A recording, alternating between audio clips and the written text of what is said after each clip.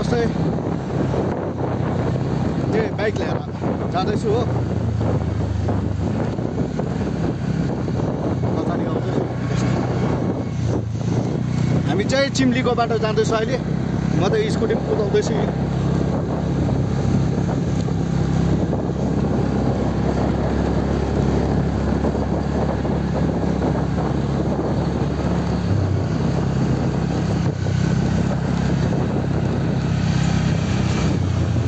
मेरो बाइक आउँदैछ पछाडि।